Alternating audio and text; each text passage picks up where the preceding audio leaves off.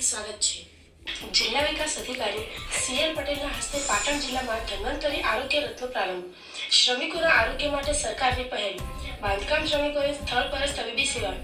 પાટણ જિલ્લામાં બાંધકામ શ્રમિકોને સ્થળ પર જ પ્રાથમિક તબીબી સેવા ઉપલબ્ધ બને તે હેતુસર ગુજરાત મકાન અને અન્ય બાંધકામ શ્રમયોગી કલ્યાણ બોર્ડ દ્વારા અમલમાં મુકાયેલ ધન્વંતરી આરોગ્ય રથ યોજના અંતર્ગત વધુ એક આરોગ્ય રથ શરૂ કરવામાં આવ્યો છે।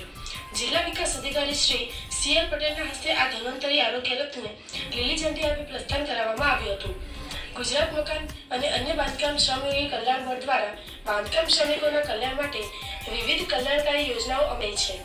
રાજ્યના અસંગઠિત ક્ષેત્રના બાંધકામ શ્રમિકો બાંધકામ સાઇટો પર કઠોર મહેનત અને શારીરિક શ્રમ કરતા હોવાથી તેઓને ઘણીવાર શારીરિક ઇજાઓ તેમજ વિવિધ બીમારીઓનો ભોગ બનવો પડતો હોય છે। આ પરિસ્થિતિને ધ્યાનમાં રાખીને બાંધકામ સાઇટ, કડિયા નાકા અને બાંધકામ શ્રમિક વસાહતો ખાતે શ્રમિકોને તાત્કાલિક પ્રાથમિક સારવાર ઉપલબ્ધ થાય તે હેતુસર ગુજરાત મકાન અને અન્ય બાંધકામ શ્રમયોગી કલ્યાણ બોર્ડ દ્વારા ધન્વંતરી આરોગ્ય રથ યોજના અમલમાં મૂકવામાં આવી છે। આ આરોગ્ય રથ દ્વારા તાવ, ઝાડા, ઉલટી, ચામડીના રોગો જેવા સામાન્ય રોગો, પ્રાથમિક ઇજાઓની સારવાર તેમજ પેશાબ, લોહી, બ્લડ શુગર અને મેલેરિયા જેવી લેબોરેટરી તપાસો સ્થળ પર જ કરવામાં આવે છે।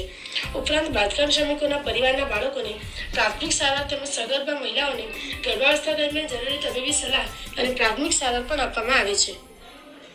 હાલ પાટણ જિલ્લામાં 2 ધન્વંતરી આરોગ્ય રથ કાર્યરત છે અને આજે વધુ એક ધન્વંતરી આરોગ્ય રથનો પ્રારંભ જિલ્લા વિકાસ અધિકારી શ્રી સીએલ પટેલના હસ્તે લીલી ઝંડી આપી કરવામાં આવ્યો હતો। આ આરોગ્ય રથ દ્વારા પાટણ જિલ્લાના બાંધકામ શ્રમિકોને નજીકમાં જ તબીબી સારવાર ઉપલબ્ધ થવાની સાથે ગંભીર રોગો તથા વ્યાવસાયિક રોગોને પ્રાથમિક તબક્કે જ અટકાવવાનો પ્રયાસ કરવામાં આવશે।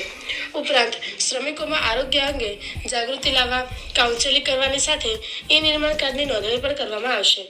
ગુજરાત સરકાર દ્વારા બાંધકામ શ્રમિકોના આરોગ્ય અને કલ્યાણ માટે હાથ ધરવામાં આવેલી આ યોજના શ્રમિકોના જીવનમાં આરોગ્ય સુરક્ષા અને સગવડતા વધારવામાં મહત્વપૂર્ણ સાબિત થશે।